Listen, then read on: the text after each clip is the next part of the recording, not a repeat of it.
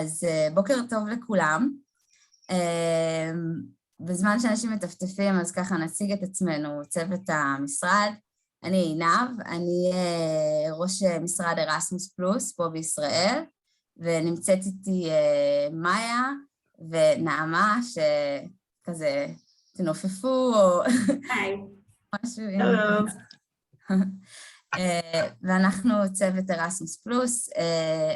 אני יודעת שארסמוס פלוס חדש פה לרובכם, וזה ממש מרגש אותנו שיכלנו לעשות את המפגש הזה לאיזושהי טעימה ראשונית של מה זאת התוכנית הזאת, שזו תוכנית נהדרת ומדהימה עם האיחוד האירופי, שנותנת המון הזדמנויות לנוער וצעירים וארגוני צעירים, גם להכשרה מקצועית, גם לפעילויות, גם לפרויקטים מדהימים שתלמדו עליהם היום. אנחנו נשתף אתכם גם בלינקים לניוזלטר שלנו ולמייל שלנו, כדי שתוכלו להיות איתנו בקשר, ושזה לא ייגמר רק כאן. נפיץ לכם בהמשך גם שאלון על איך תרצו, מי שירצה לשמור על קשר ולפתח גם איזושהי קהילה מקצועית סביב תוכניות ארסמוס פלאס והאיחוד האירופי. אנחנו מאוד מאוד נשמח, יש פה המון הזדמנויות שאני בטוחה שהייתם שמחים לממש בתור ארגוני צעירים ונוער, או מוסדות חינוכיים שעושים המון בתחום ובזיקה מאוד גבוהה לדברים שהאיחוד האירופי רוצה לממן ולקדם בישראל. So I'll just briefly say in English also for our English speakers here that hi, I am Einav, I'm the head of the National Erasmus Plus office, and with me are Naama and Maya, our teammates. We're very happy to have all of you here.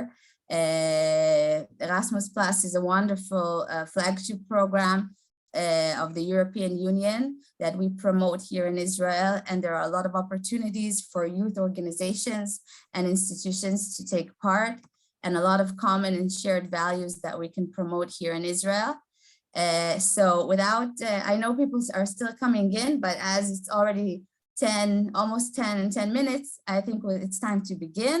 So I want to invite Ms. Christelle Lucas, who is the head of operations at the EU delegation in Israel, to say a few words. So good morning, Christelle, the floor is yours. Boker Tov, good morning. Indeed, I'm sitting here in Tel Aviv. I work for the Embassy of the European Union to Israel, and Erasmus, as Einav said, is one of our flagship programs. I'm very happy to be here and to talk about a part of Erasmus that it's a little bit less developed in Israel. I'm not going to talk so much. I just wanted to do an introduction, and I wanted to start my introduction by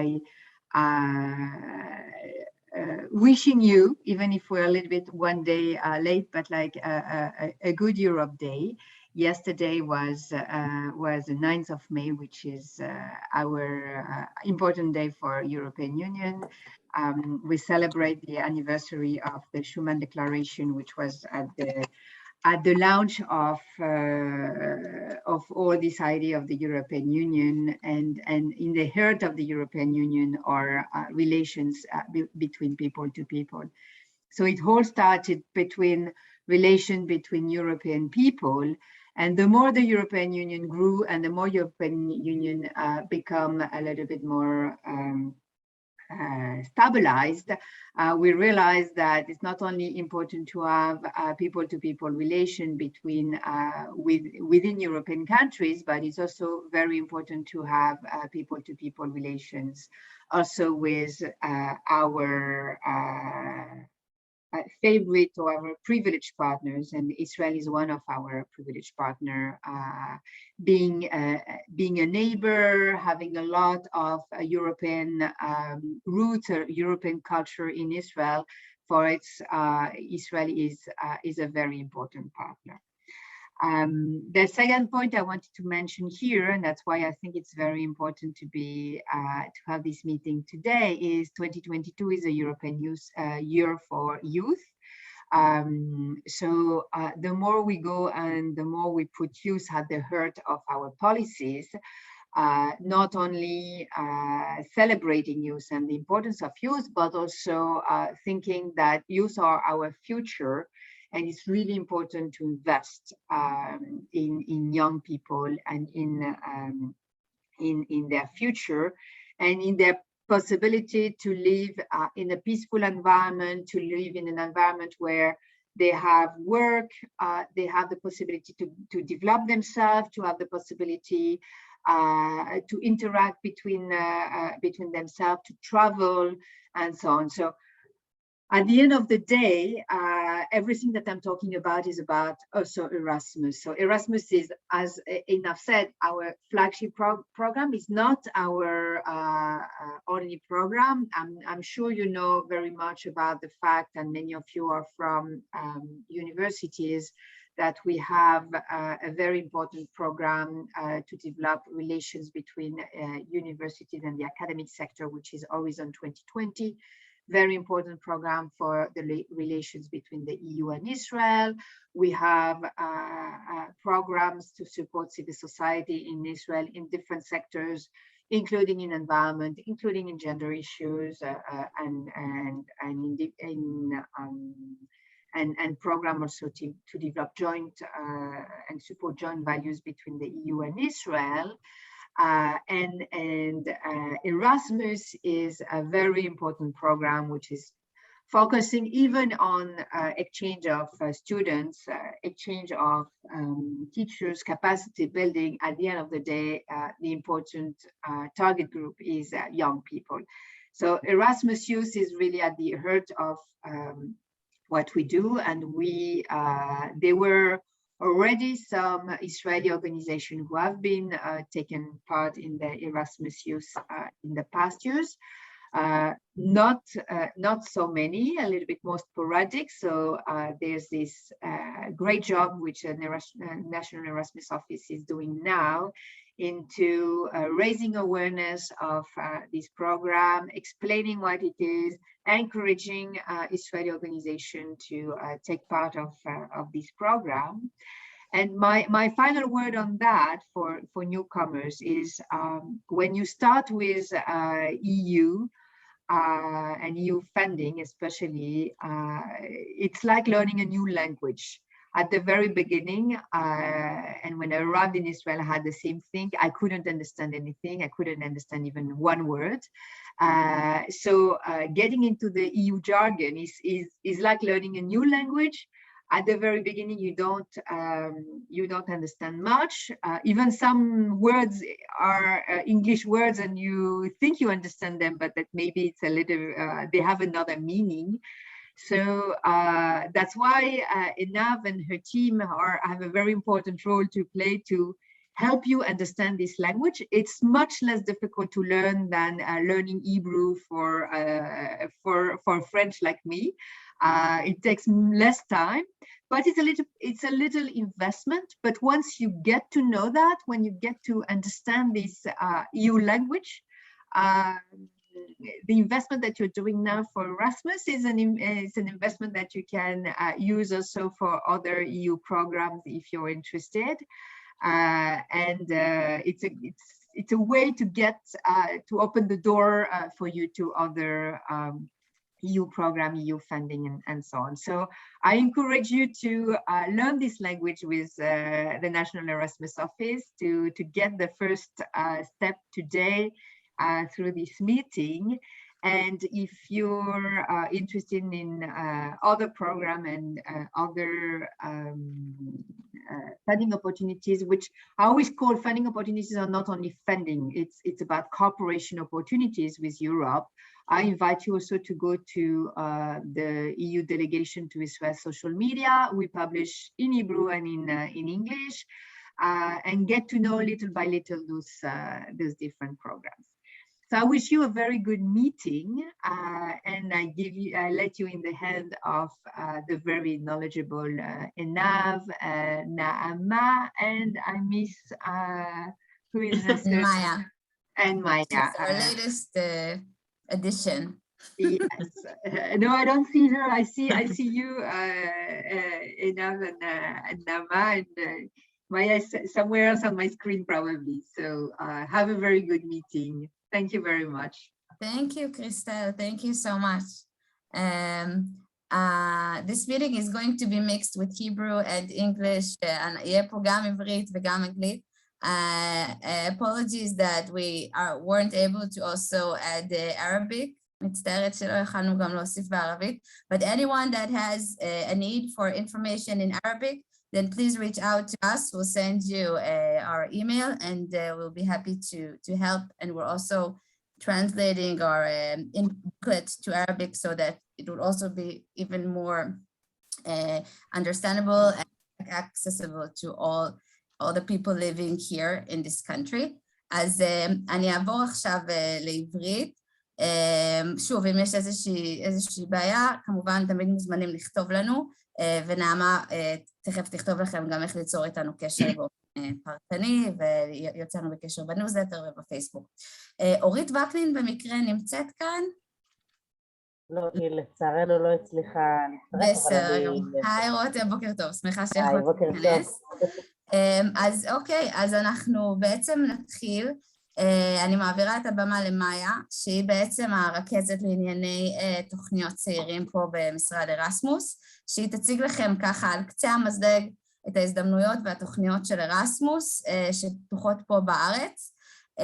רק שתדעו מה מצפה לנו היום, אחר כך אנחנו עושים הפסקה ב-11, ואז בעצם יש שני מפגשים. מפגש אחד זה עם מי שאחראית על התחום של capacity building, שזה בעצם פרויקטים, תכף תבינו קצת יותר מה זה באירופה, וזה ממש עשתה איתנו חסד מאוד גדול שהיא ככה תבוא ותציג רק לקהל ישראלי, זה ממש טיפים מאוד משמעותיים, אם יעניין אתכם להיכנס לעומק של התוכניות האלה, וגם מפגש עם רכזת במרכז נוער פיני, שהם שותפים מאוד מאוד ותיקים בארסמוס, אתם תגלו שחלק משמעותי מלקחת חלק בארסמוס, זה למצוא את השותפים המתאימים, ולהצליח ליצור את החיבורים האלה והשיתופי פעולה עם אירופאים, שזה לא תמיד קל ברגע הראשון, אז לפגוש מישהו שמאוד מנוסה בזה, ויכול לספר לכם מהצד האירופי איך זה נראה, בעיניי זה משהו ששווה להישאר ולהקשיב גם לו. אז מאיה, הבמה שלך, כל שאלה אפשר לכתוב בצ'אט, אנחנו נשתדל להתייחס, אבל אם אנחנו ממש לא מתייחסים, אז גם בצורה תרבותית אפשר גם קצת, תרבותית אבל בכל זאת מאוד ישראלית, אפשר גם קצת להתערב ולקחת חלק שנרגיש אתכם. אז שלום לכולם, אני ממש עכשיו משתפת מסך על מנת שתוכלו לראות יחד איתי את המצגת. אז כמו שעינב הקדימה להציג, שמי מאיה, ואני מרכזת את כל תחום הנוער כאן במשרד ארסמוס פלוס ישראל. אז אני תמיד פותחת ומסכמת את דבריי כך, שאני זמינה עבורכם תמיד.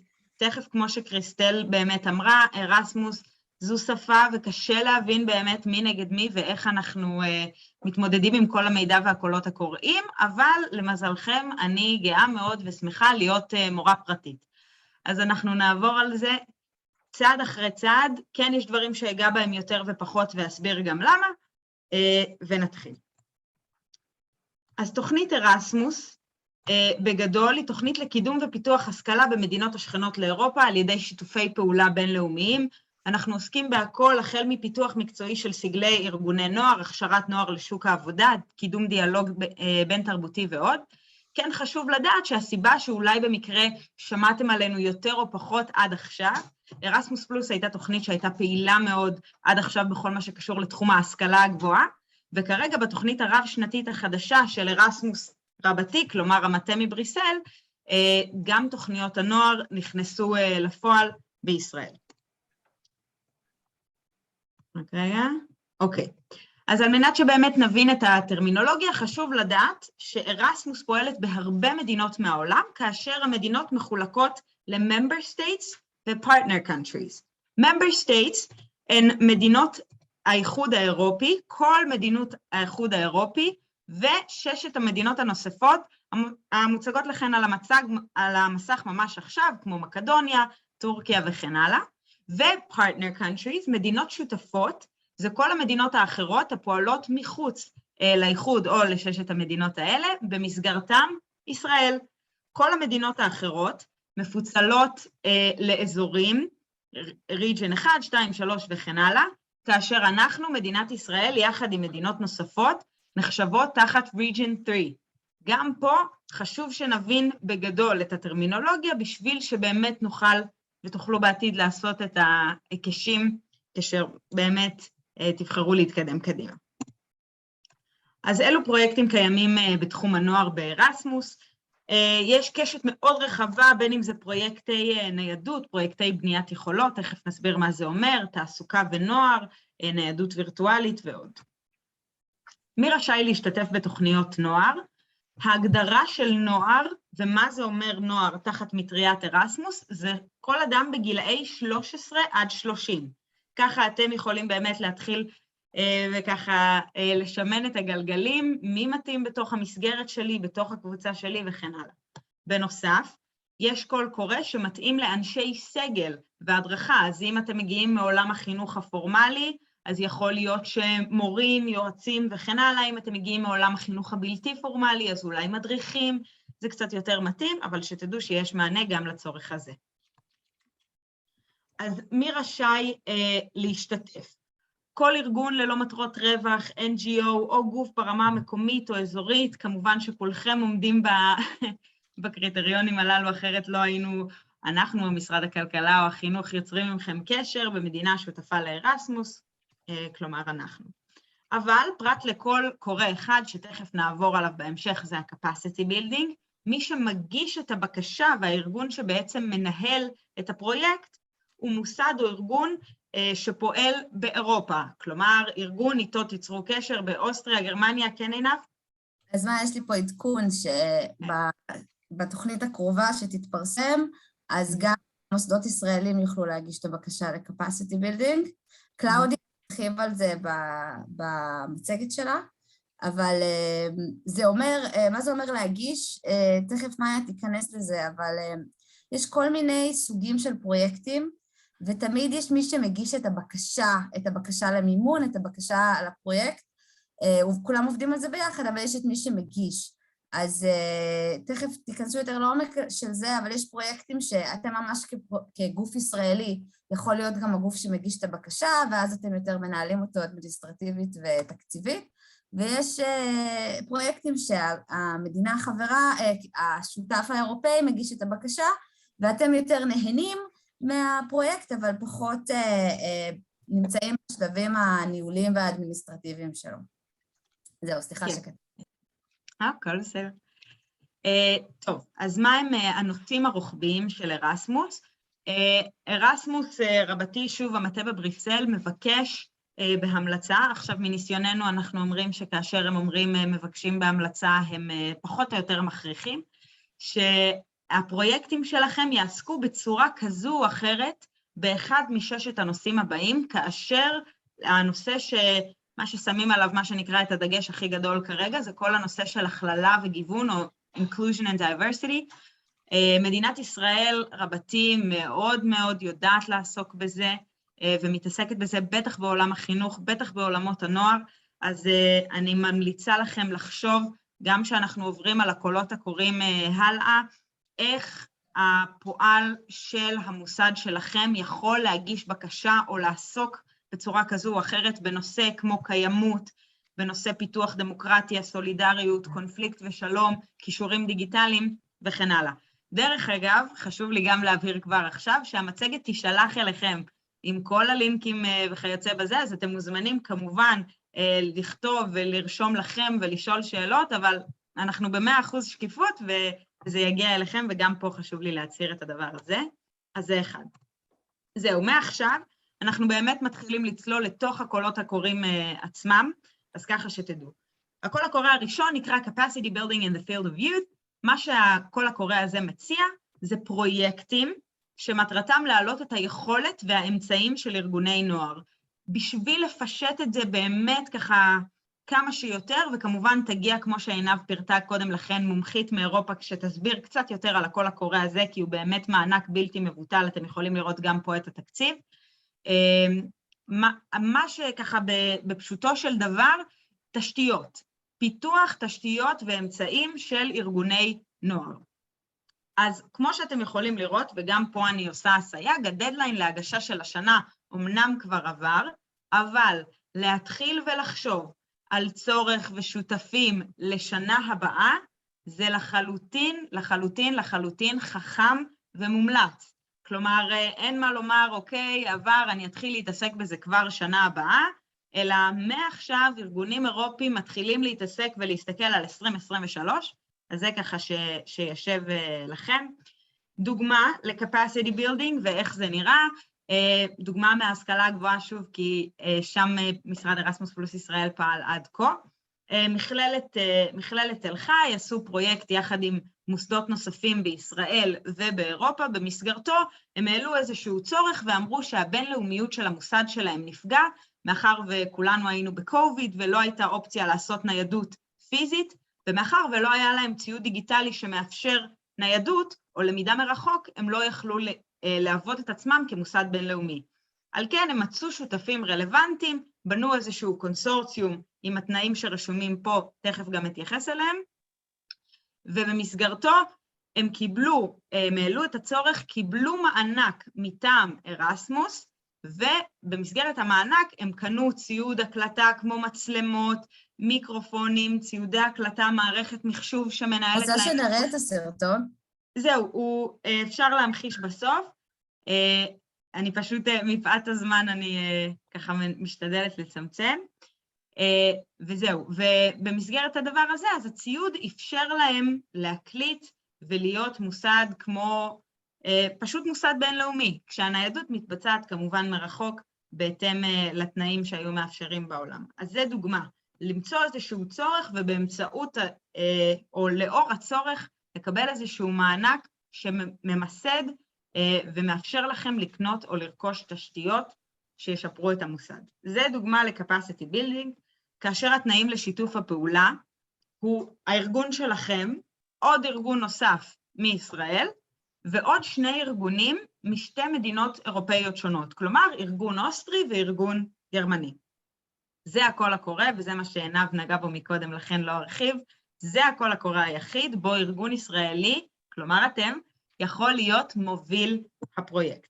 שוב, אני לא מרחיבה על זה יותר מדי, כי יש לנו הרצאה טובה מאוד בנושא בהמשך היום. Youth Exchange, אני חושבת שזה קול קורא שיכול להיות רלוונטי לרובכם, אם לא כולכם. זה ניידות לצעירים, זה פגישות של קבוצות צעירים ממדינות שונות, לביצוע למידה בלתי פורמלית בנושאים שונים. בכוונה אין פה איזושהי הגדרה של נושא, בשביל לתת לכם איזשהו קשת רחבה וורסטיליות, על מנת להתאים את הקול הקורא לצרכים שלכם. במסגרת הקול הקורא תתבצע ניידות של 5 עד 21 ימים, כמובן הכל ממומן במסגרת המענק של ארסמוס, 5 עד 21 שוב, בשביל לתת לכם את הוורסטיליות והגמישות הזו, ולדעת להתאים אם אתם רוצים ניידות יותר קצרה או ארוכה, כאשר התנאים לשיתוף הפעולה במסגרת הקול הקורא הזה הם קצת יותר פשוטים. יש ארגון אחד השולח, שזה הארגון הישראלי, זה אתם, וארגון אירופי אחד שהוא הארגון המקבל, יחד איתו אתם עושים את הניידות.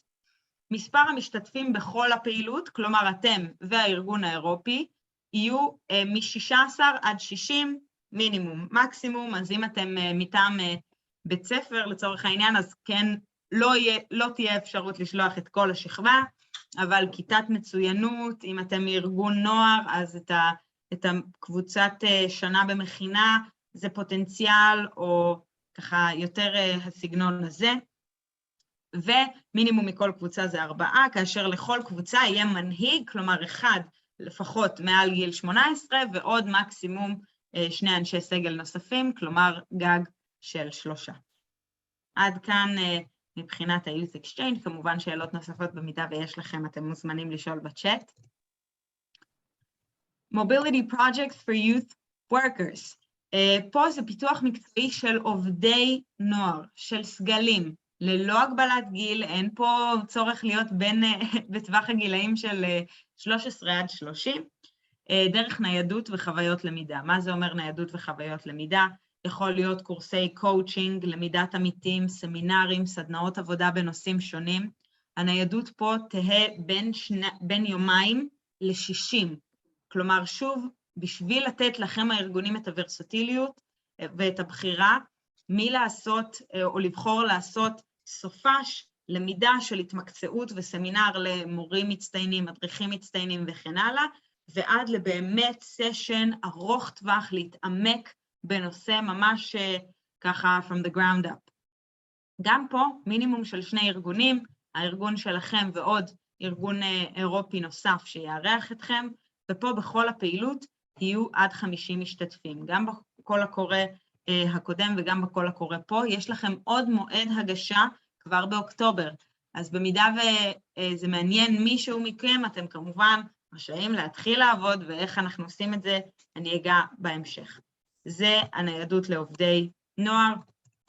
Virtual Exchanges in Higher Education and Youth. פה אני ככה פותחת סייג, ואומרת כי זה חשוב לפני שאנחנו נכנסים לזה לגמרי, כל הקורא הזה, מבחינת התנאים לשיתוף הפעולה, יש מינימום של 4 ארגונים, אנחנו 2 ארגונים ממדינות אירופיות שונות, ועוד מדינה אחת מארגון המשוייך למחוז שלנו, כלומר, Region 3. לצערי, במחוז שלנו לא מהססים לשתף פעולה עם ארגון ישראלי, ככה זה מניסיון העבר, אנחנו מאוד עובדים על זה ומאוד מאוד רוצים לקדם את זה, אבל שוב, מניסיון העבר אנחנו יודעים שזה קצת קשה. יש מדינות שכמובן יותר שמחות לעשות את זה, יש שיתופי פעולה חדשים עם מדינות כמו מרוקו שכבר קרו בעבר, כן יש גם שותפות עם פלסטין שקרתה, כלומר יש אופציה ככה לשבור את הדבר הזה, אבל כן זה קצת קשה וחשוב לי להיות שקופה איתכם כבר מההתחלה. אז מתוך נקודת ההנחה, גם של קוביד, אבל מתוך בעיקר העניין שאנחנו רוצים להגיע למקסימום אנשים ולמקסימום פעילות בינלאומית, אבל מתוך, שוב, נקודת הנחה שלא כולם פיזית יכולים להרשות לעצמם להיעדר מהבית לתקופה כזו או אחרת, או מוכנים פיזית ומנטלית לניידות פיזית. יש גם אופציה לקידום פעילות אינטרנטית, המקדמת דיאלוג בין תרבותי ופיתוח כישורים. התקציב פה הוא יחסית מאוד מאוד גדול, אבל הפרויקט הוא גם ארוך. איך מתחלק התקציב בפרויקט הזה? מינימום, או בוא נניח איזה ככה, תקצוב המקסימלי של משתתף במסגרת הפרויקט, זה 200 אירו למשתתף. במידה ואתם שואפים להגיע לתקרת התקציב, שזה 500,000 אירו, עליכם להגיע למקסימום, או מינימום, סליחה, של 2,500 משתתפים. כלומר, מאחר ובאמת הפעילות היא אינטרנטית, ההגבלה של כמות האנשים שיכולה להשתתף היא קצת פחות גדולה, וזה לדוגמה. רגע. אוקיי. Youth Participation Activities זה פעילויות בחינוך בלתי פורמלי המעודדות ומטפחות השתתפות בני נוער בדמוקרטיה עד הרמה הארצית. גם פה מדובר בסשנים של ניידות, אוקיי? של פעילויות ניידות, אבל פה בניגוד ל-Youth Exchange, שהיא באמת מטריה רחבה ונושא שלכם לבחור, פה יש נושא שהאיחוד האירופי שם עליו דגש, שזה השתתפות בדמוקרטיה. עכשיו, לא בהכרח מדובר פה בדמוקרטיה, מה שנקרא כאקט או כצורת משטר של פיזית ללכת להצביע, אלא יותר דמוקרטיה כערך, כל מה שקשור, וזה מחזיר אותנו לנושא של inclusion and diversity, כל מה שקשור לשוויון, לחירות, באמת דמוקרטיה כערך, ואני לא צריכה להסביר. אז פה גם כן משך הפרויקט הוא דומה ל-Youth Exchange, כן ארגון אירופי יכול להגיש את הבקשה הזו לבד, אבל כל הארגונים האירופיים יודעים שהבקשה יותר חזקה אם מצרפים ארגון ישראלי, תכף, או ארגון מהעולם בכלל. Cooperation Partnerships אני לא אעבור כרגע, אבל כן תקציב נוסף, שוב בשביל להיות שקופה עמכם, תקציב נוסף לפרויקטים שעוסקים בניידות קיים, שוב דיברנו על זה שהכל ממומן קצה קצה, כך זה נראה לדוגמה באיך ממומנת הטיסה, כמובן כולכם יודעים שטיסה לקפריסין וטיסה לנורווגיה זה לא אותו מרחק ולא אותו כרטיס טיסה, אז כך שתראו פחות או יותר איך זה מתורגם. איך מתחילים? פיצלנו את זה כאן ל4 שלבים ככה הכלליים ביותר או המרכזיים ביותר, אבל כמובן, וזה סייג שחשוב לומר, שכל צעד פה מתחלק לפחות עוד 8-10 תתי שלבים בתוך הדבר הזה, כי שוב, זו עבודה, ומי מכם שיתעסק כבר בקבלת מענקים או קרנות או חייצא בזה, יודע שבסוף זה לא רק הנה הארגון האירופי בא ושופך עלינו כסף, ואיזה כיף, אלא באמת צריך שתהיה פה איזושהי עבודה ובאמת להראות צורך. אז מה הם הצעדים? הראשון הוא לזהות צורך מהותי, אסטרטגי, מוסדי או אפילו לאומי, תלוי במסגרת המוסד שלכם, שלא מטופל או ממומן מגורם אחר. אני אגיד שלכם ששומעים על ארסמוס כרגע בפעם הראשונה, אחרי ששמעתם בקצרה על הקולות הקוראים, ויהיה זמינה גם אחר כך לפגישות פולו-אפ ותכף אגע בזה, זה הצעד שאני לפחות ברמה האישית הייתי משקיעה בו עכשיו הכי הרבה. מה מתוך הקולות הקוראים והאופציות שראיתי, איך אני יכול לממש את זה, מה אני צריך, או מה אני יכול לקדם במסגרת הקולות הקוראים. זה אחד. השני, זה למצוא שותפים רלוונטיים בארץ ובאירופה, עם זיקה חזקה ומוטיבציה. מה זה אומר שותפים רלוונטיים בארץ ובאירופה? העיקרון והבסיס של ארסמוס היא לקיחת המומחיות מהמוסד האירופי. אז בואו נמיר את זה רגע לפרקטיקה, במידה ואתם רוצים לקדם במוסד שלכם, לפתוח איזשהו משרד קיימות, ולפתוח משרד קיימות במוסד. במידה ואתם תמצאו ותרצו לשתף פעולה עם מצאתם שותפות, עם איזשהו משרד או איזשהו ארגון באוסטריה, אממה, להם בעצמם אין איזשהו משרד קיימות, והם לא יתעסקו בקיימות בכלל. סביר מאוד להניח שההגשה תיפול, ולא תקבלו שום מענק, או כאילו הבנתם כיוצא בזה.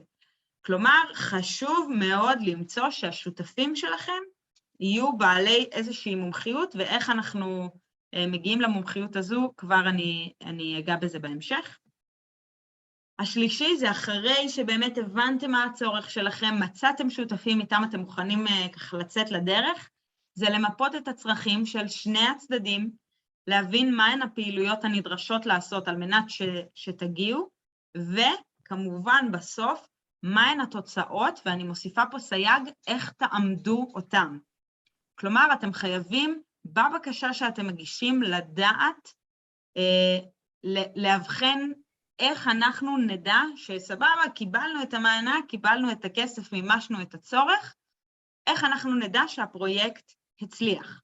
מאוד מאוד חשוב להביא את הדברים האלה, ולאחר מכן לעבוד יחד עם השותפים שלכם, אחרי שמיפיתם את כל הצרכים, לעבוד יחד על הגשה איכותית, מדויקת, קולעת לבריסל. אז זה ככה על קצה המזלג. כמובן שכמו שאמרנו מקודם, הפרויקטים הישראלים הם חדשים בתחום, אבל כן יש כבר פרויקטים ישראלים בתחום הנוער שהצליחו ועשו את זה והתקדמו, כמו לדוגמה Building Walls, Breaking Walls, שזה פרויקט של Youth Exchange שעוסק בשיח על קונפליקט ושלום ומנסה לקדם את זה. זו שותפות של ישראל, איטליה, פלסטין ובריטניה. תחשבו באמת מה זה יכול לעשות במסגרות נוער, זה אני ככה נותנת לכם. היה גם Youth Participation עם ישראל, ספרד, סרביה, פורטוגל, עוד פרויקט עם ישראל, אוסטריה, בוסניה, הולנד, ספציפית בפרויקט הזה היה עוד שלל רחב של מדינות שפשוט לא היה לי מקום במעגל הקטן לשים, אבל הפרויקטים מצליחים, והפרויקטים מעדדים, והפרויקטים עושים שינוי. אי אפשר להתכחש וגם צריך להגיד את זה. אני יכולה לקחת דוגמה מעולם ההשכלה הגבוהה, שם באמת תוכנית ארסמוס שוחה כבר המון, מעבר לאלפי סטודנטים שניגשו והגיעו לחילופי סטודנטים בישראל במסגרת הפרויקט, מעל קרוב בדיוק, 22 פרויקטים בהשתתפות יותר מחצי מהמוסדות להשכלה גבוהה בישראל, כבר לקחו חלק בפרויקטי ארסמוס, כשהשאיפה שלנו, ולא סתם דיברה כאן קריסטל, הנציגה מהאיחוד האירופי, אמרה בצדק, השנה והתוכנית בכלל של ארסמוס רבתי כרגע מתמקד בנוער. חשוב לנו וחשוב לכולם באמת, לכל היושבים בארסמוס, לקדם את הדבר הזה. על כן באמת היה לנו חשוב מאוד לקדם את הפגישה עמכם היום. אז דוגמאות מפרויקטים ישראלים נראה אולי בהמשך במידה ויהיה לנו זמן. אז קריטריונים לזכייה בפרויקט, חשוב לי גם פה לעשות סייג קטן, אלו 4 הקריטריונים עליהם כל פרויקט נבדק, אבל הניקוד המקסימלי בכל קול קורא משתנה טיפה, כלומר יכול להיות ב-capacity building רלוונטיות תיקח 20 נקודות, וב-youth exchange היא תהיה 30. כך שבמידה ואתם באמת מתקדמים ורוצים לדון על הגשת פרויקט באחד מהנושאים, אני מאוד ממליצה לכם או לעבור קצת יותר על הקול הקורא, או להרים לי טלפון ונעבור על זה ביחד בשביל באמת למפות את הקריטריונים כמו שצריך, אבל כן חשוב שיהיה לכם ככה בראש לבחון האם הפרויקט רלוונטי, מה תהיה איכות ההגשה ותוכנית היישום, מהי איכות השותפות, מחזיר באמת מקודם על הדוגמה של משרד הקיימות אם יש או אין, ומהי ההשפעה הפוטנציאלית של הפרויקט. ועד כמה הפרויקט בר קיימה, זה לא בהכרח בר קיימה מתוך מקום של sustainable, אלא יותר, שוב אני אחזיר את הדוגמה של המשרד, במידה ואתם בונים משרד קיימות, ואחלה, קיבלתם את המימון, בניתם את התשתית, הכל פיקס, ויום לאחר מכן אין לכם תקציב לשים מישהו שיאויש במשרת אחראי משרד קיימות, אז הפרויקט לא בר קיימה. כלומר, זה מבחינת הדבר הזה. כאשר פרויקט זוכה, מוכרח לקבל ציון של 60 לפחות, ו-50% מהניקוד בכל קטגוריה, כלומר, אם הרלוונטיות היא 20 נקודות, אז מינימום של 10. זה כך שתדעו.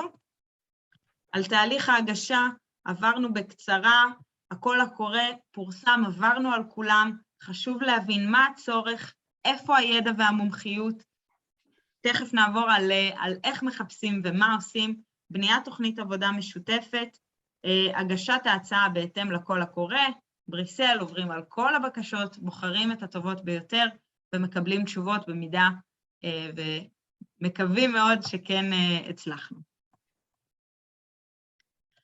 אז שוב, המצגת תהיה פה יחד, כל הלינקים פה הם קליקבילים ולשירותכם. יש חוברת מידע מלאה לתוכניות נוער, שמסבירה את כל מה שנגעתי בו כבר עכשיו, קצת יותר בפירוט, עם קצת יותר קישורים ללראות איך באמת הם מתרגמים את הטרמינולוגיה בבריסל. אני מאוד מאוד ממליצה למי מכם שחושב להסתכל עוד יותר לעומק על תוכנית ארסמוס, לעבור על החוברת, וכמובן להיות איתנו בקשר, להתרשם מתוצאות פרויקטים בפלטפורמת תוצאות ארסמוס, תכף גם נעבור על זה, וליצור קשר עם מוקדים של ארסמוס במדינות שונות. מוזמנים לפנות אלינו תמיד, ואמרתי שכך אתחיל, והבטחתי שכך גם אסיים.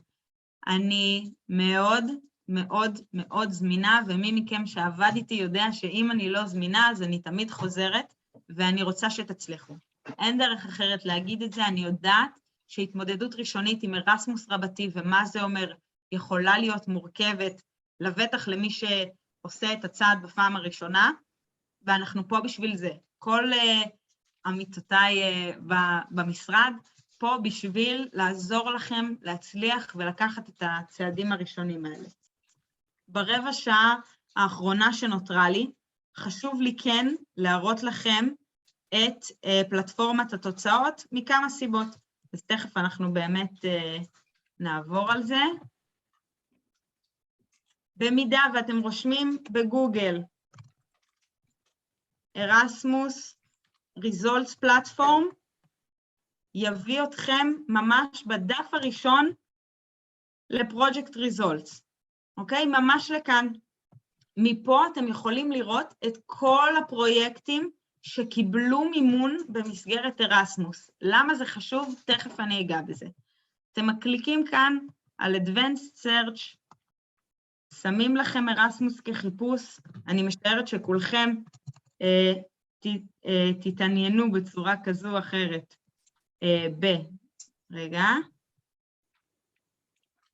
ב-Youth, אז גם פה אתם יכולים לשים את זה כאופציית חיפוש, אתם יכולים לעשות גם עוד פילטרים של שנות פעילות, איזה ארגונים, איזה מדינות וכן הלאה, אנחנו כרגע נלך על על סינון קצת יותר פשוט. לאחר שהזנתם את הסינון, אתם מקליקים על search, ומיד לאחר מכן אתם רואים את כל הפרויקטים שקיבלו מימון במסגרת ארסמוס. למה זה חשוב? אחד, כי מאוד מאוד מומלץ לפני שאתם מתחילים, בטח כשאתם מתחילים לעבוד על הגשה, לקבל איזושהי מסגרת על איך נראה פרויקט ארסמוס. איך נראה פרויקט שהצליח, מה הם עשו בהגשה, מהו התוצר הסופי, זה אחד. בשביל שתדעו ככה מה המטרה ואיך נראה החץ, זה באמת עוזר לגבש איזושהי תמונה. השני, במידה ואתם לוחצים על כל אחד זה שוב, זה רק דוגמה, אבל בואו ניקח את Fast Forward, שזה ארגון או איזשהו פרויקט שמומן במסגרת ארסמוס, זה מביא אתכם לדף של הפרויקט הזה, אתם יכולים לראות במה הוא עוסק, ספציפית הפרויקט הזה, Fast Forward, עסק בפדגוגיה, ביצירתיות ותרבות ובנוער. זה פרויקט של Youth Participation, כמו שאפשר לראות ממש פה. אבל, וזו הסיבה הכי חשובה של למה אני מראה לכם את זה, ה-Project Results Platform זה פלטפורמה מדהימה למי מכם שרק מתחיל למצוא שותפים ולראות פוטנציאל של מי משתתף בפרויקטי ארסמוס רבתי. כלומר, במידה והסתכלתם על Fast Forward ואתם רואים שהתוכנית או הפרויקט הזה ספציפית עוסק בפדגוגיה לצורך העניין, וזה משהו שמעניין אתכם ואתם רוצים לעסוק בו בצורה כזו או אחרת. ממש כאן בצד, איפה שאני מצביעה ממש כרגע עם האחבר, אתם יכולים לראות מי הפרויקטים פיזית שלקחו חלק בפרויקט Fast Forward, ואז אתם יכולים גם ליצור קשר איתם, ואינשאללה גם לקדם איזושהי שותפות, ספציפית פה, הקורדינטור, אתם יכולים לראות מאירלנד, יש שותפים נוספים ממלטה, בריטניה, איטליה וכן הלאה. אז זו פלטפורמה מצוינת בשביל באמת להתקדם ולמצוא שותפים. אז זה ככה היה חשוב לי שתכירו, אני אעצור את שיתוף המסך כי באמת דיברתי די ויותר, אני אתן גם לשותפיי במשרד לגעת קצת בנושאים, ובמידה ויש לכם שאלות או דגשים נוספים, אז באמת להעלות אותם כאן. תודה רבה לכם. תודה רבה, מאיה, כל הכבוד. שתי קצת מים. I want to welcome Claudia that joined us now, and she's going to lead the next session after the break from ACA. We're very happy that she's here. נראה לי שהיא עוד מתחברת אולי. אני מתלבטת בין להראות, אני כן רוצה להראות את הסרטון של וויליאם, כי אני רואה שיש כמה דקות. מאיה, יש לך את הלינק לזה? כן, אני מיד אשתף מסך. אז כשאת משתפת רק שימי לב, זה מאוד חשוב, יש וי כזה שצריך לסמן של share audio. כשאת משתפת את המסך, אז אנחנו נראה את הסרטון, ואז יהיה עוד איזה 5 דקות לעוד שאלות, אבל כמו שאתם שמים לב, אנחנו עונים לכם ככה בצ'אט, אז אפשר גם לחזור אחורה, וגם כמובן אנחנו נשתף את המצגת ואת ההקלטה באתר שלנו. אז בינתיים, בזמן שמאיה מחפשת ומעלה, נשאלתי, היה שאלה על מה זה נוער, אז כמו שמאיה אמרה, 13 עד 30. חיפוש שותפים, אז יש את המאגר שאנחנו הקמנו, שזה מחפשי שיתוף פעולה עם ישראל, ששיתפנו אתכם בלינק, וגם נשלח לכם הכל מסודר במייל סיכום, וכנ"ל לגבי פרטנרס, התוצאות של הפרויקטים, שאתם יכולים לחפש פרויקטים ולחפש אנשים שעוסקים בתחומים שדומים לכם.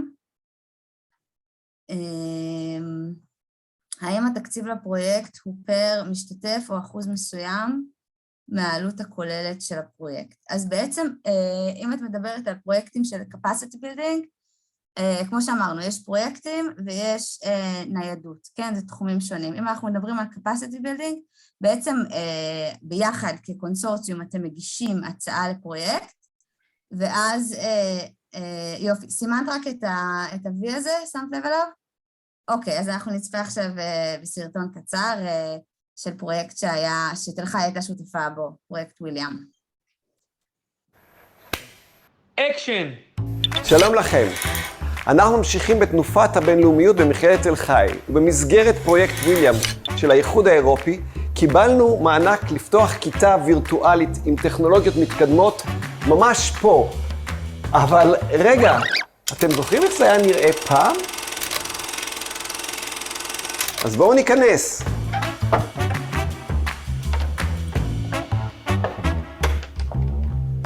הכיתה מאפשרת למידה באמצעים מגוונים. אבל רגע, מה עם האורות? 10. אפשר להעביר קורס לסטודנטים שלי. ואפשר לצרף גם את הסטודנטים שלנו מחול. אנחנו נראה אותם כאן. Good morning!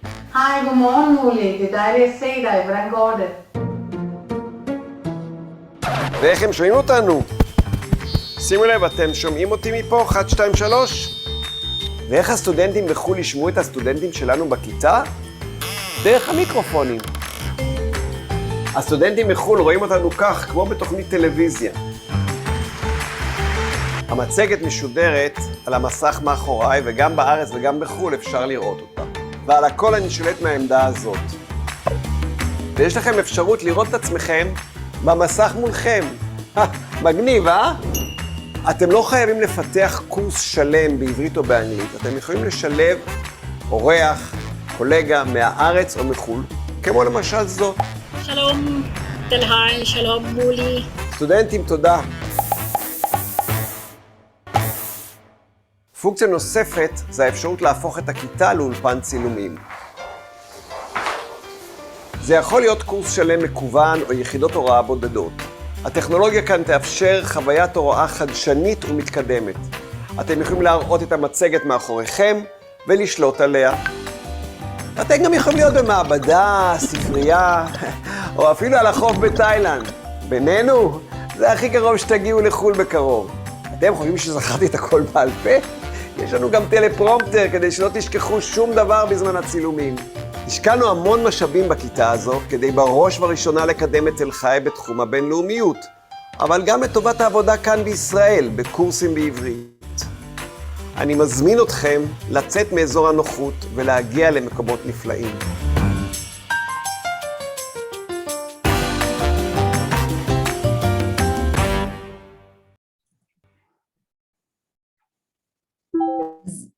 באמת, הסרטון ממש מדבר בעד עצמו.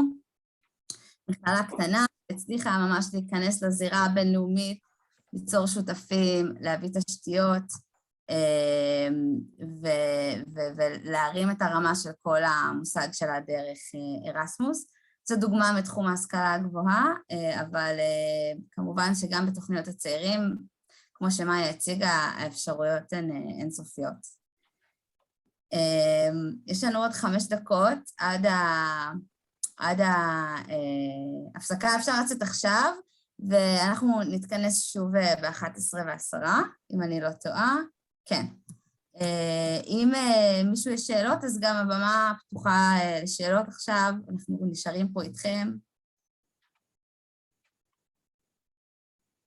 אז זה היה שת"פ ב-capacity building. עכשיו שאלה, אפשר? כן, רק היה שאלה בצ'אט, רק אני אתייחס, ואז חגית, בכיף.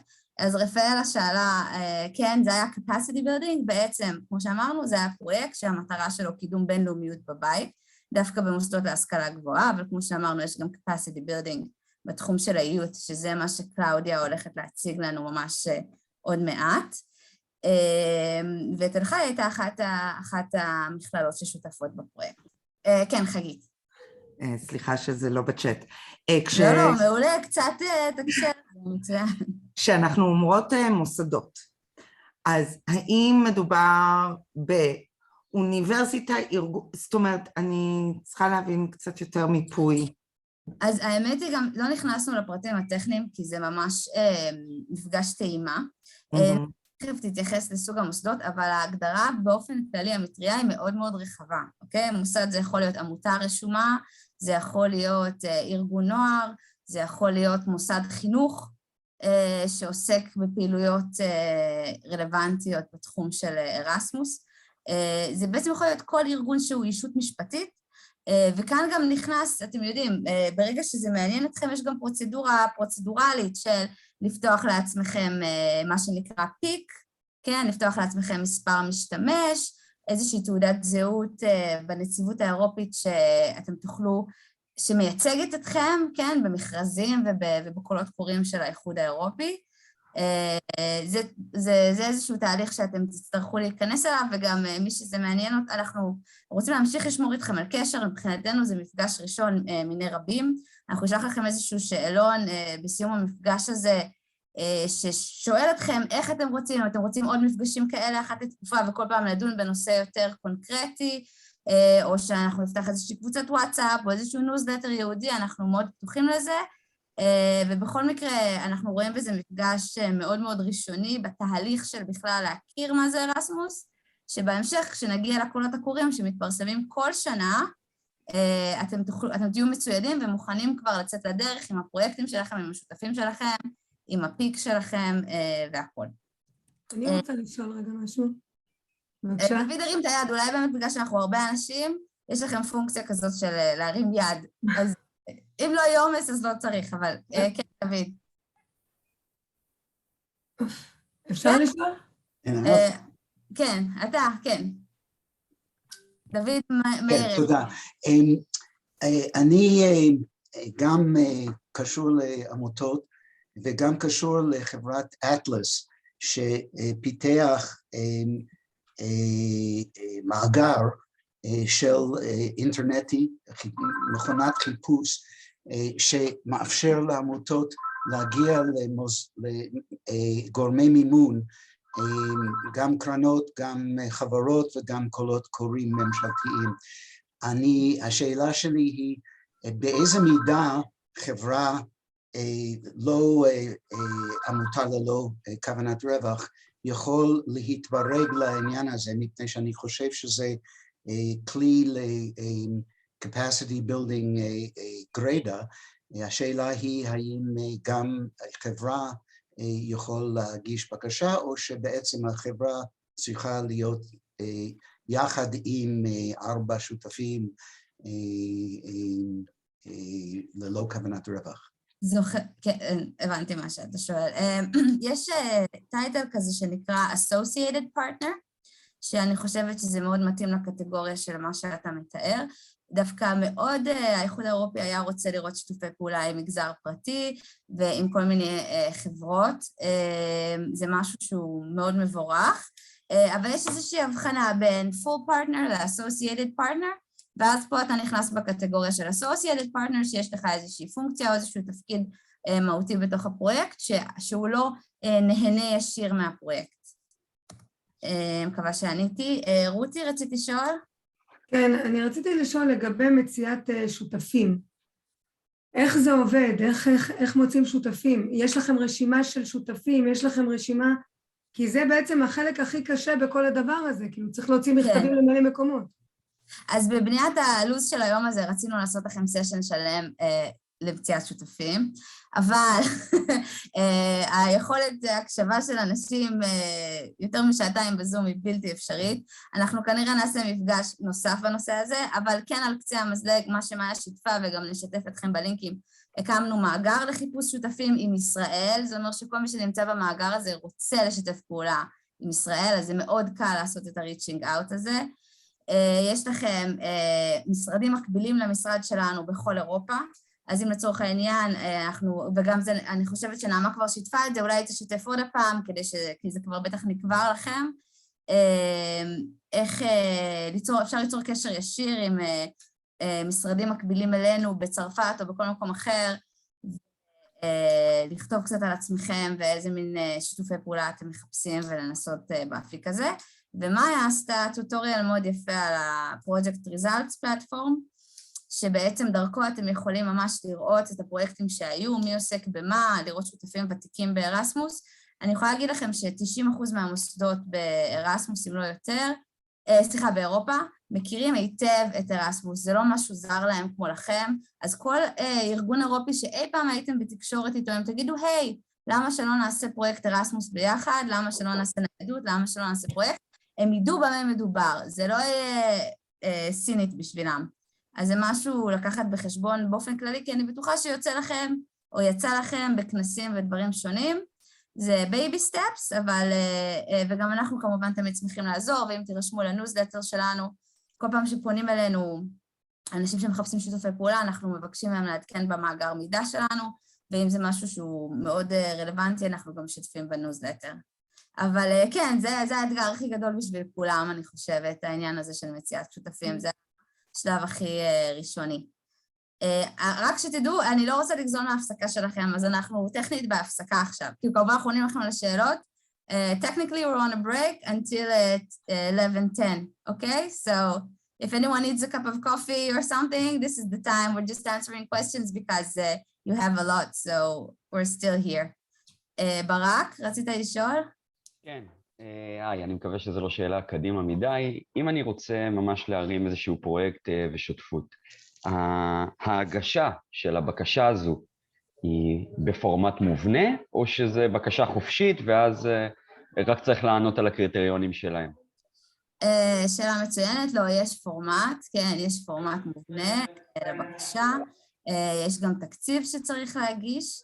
שוב, אני מדברת על capacity building. אם אנחנו מדברים על ניידות, חשוב שתדעו שדרך אגב, גם אני מאוד ממליצה להתחיל עם ניידות, כי זה הרבה יותר קליל, זה הרבה יותר קל, זה דורש מאמץ מאוד מינימלי מהצד הישראלי. יש ארגונים אירופיים שמשנה לשנה מארגנים משלחות של הכשרות בתחומים שונים, הכשרות, מחנות קיץ, דברים כאלה, בנושאים שונים שיכולים להיות רלוונטיים לכולכם. והם מנהלים את זה גם ברמה האדמיניסטרטיבית, התקציבית, והם גם מגישים את הבקשה. כל מה שאתם צריכים לעשות מהצד שלכם, זה לחשוב ביחד ולחלום ביחד, לתת להם אינפורמציה על הארגון שלכם בשביל ההגשה שלהם, והם עושים את כל העבודה, שזה משהו שמאוד מאוד מקל. איזה פרויקט זה, סליחה, עינב? אז אוקיי, אז בעצם בארסמוס באופן גורף, יש המון המון המון המון המון פרויקטים והמון המון קולות קוראים, אבל בטייטל הכי טייטלי יש ניידות, יש פרויקטים של ניידות ויש פרויקטים של capacity building. ניידות זה בעצם לארח פה ולשלוח אל אירופה צעירים או אנשי סגל, מדריכים, סביב פרויקטים שונים. זה יכול להיות סביב איזושהי הכשרה שאתם רוצים לעשות לסגל שלכם, או איזושהי חוויה שאתם רוצים לתת לחניכים או לתלמידים שלכם. זה יכול להיות בכלל לארח כאן אנשים שיעשו דברים פה בארץ, זה יכול להיות מפגשים מקצועיים בכלל, שבהם אתם בונים ביחד כל מיני שיתופי פעולה, אבל הכותרת הכללית של זה ניידות, וכל התחום הזה מנוהל על ידי השותף האירופי. זה לא משהו שאתם צריכים להתעסק בו ברמה הבירוקרטית. האתגר הגדול פה זה כמו שרותי שאלה, למצוא את השותפים הרלוונטיים ולמצוא את הנושאים והתכנים הרלוונטיים עבורכם. זה תחום אחד, ניידות, ששם אני גם תמיד ממליצה להתחיל, כי הוא הרבה יותר נגיש. התחום השני זה הנושא של capacity building, שזה ממש להרים פרויקט ברמה לאומית, זה אומר שצריך למצוא שותפים בישראל, שיש להם את אותם קשיים, את אותם מצוקות, ושלעשות פרויקט משותף עם איזושהי מומחיות וידע אירופי, יביא איזשהו ערך מוסף פה בישראל. ועל זה קלאודיה תדבר בסשן שיתחיל ממש עוד 5 דקות. מקווה כן, תודה. אוקיי. אז אם אין עוד שאלות... למה יש לי שאלה? ליתר פרטים, כן, לעוד פרטים, לעוד דיוקים, איך אפשר ליצור אתכם בקשר איתך או מאי או מי שצריך? אז קודם כל מי שנרשם, אם יש פה מישהו שלא רשום ליום מידע הזה, אז אנחנו שוב נשלח את הלינק רק כדי שיהיה לנו את המייל שלכם, אוקיי? נעמה תכף תשלח. אנחנו נשלח לכם מייל סיכום עם הפרטים שלנו, עם אפשרות להירשם לניוזלטר שלנו, וכמובן עם המייל שלנו, שאתם יכולים ליצור איתנו קשר ישירות. אז אנחנו לא נעלמים, וכמו שאמרתי, מבחינתנו יש פה סוג של קיק-אוף, ואנחנו נמשיך לעשות מפגשים מהסוג הזה, כל פעם להתעמק בנושאים אחרים, ואולי אפילו נפתח איזושהי קבוצת וואטסאפ דומה למה שיש לנו בתחום של השכלה גבוהה, כדי לשתף מידע, לתמוך אחד בשני, לענות על שאלות שיש לכולם, כי כולם עכשיו בשלבים מאוד מאוד ראשוניים של הבנה של מה זה ארסמוס, גיבוש פרויקטים של ארסמוס, חיפוש שותפים, אז זה משהו שאני חושבת שיהיה מאוד יעיל ושימושי בשביל כולם. תודה. אז אם יש עוד שאלות? אז ניקח ממש 4 דקות הפסקה, we're going to have a 4-minute break, and we'll meet here at 11 and 10 minutes with Claudia from AAKEA about capacity building.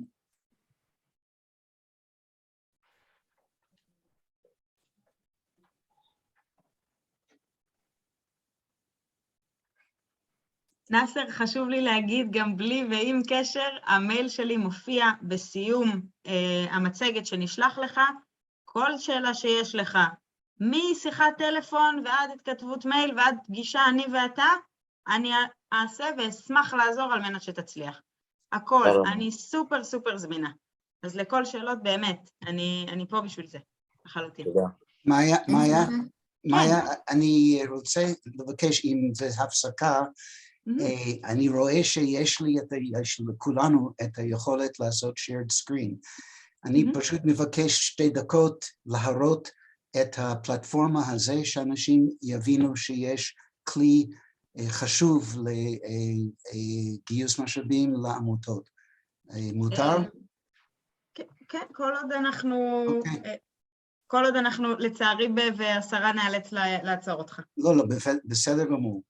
אז הנה הפלטפורמה, והוא נקרא Fund Base, יש סוגי קרנות, עסקים בקהילה וקולות קוראים, ואפשר לקבוע תחומי עניין, וכאן כמובן אנחנו נוכל לקבוע ילדים ונוער בסיכון, או חינוך, או ספורט, כל מה שהיינו רוצים,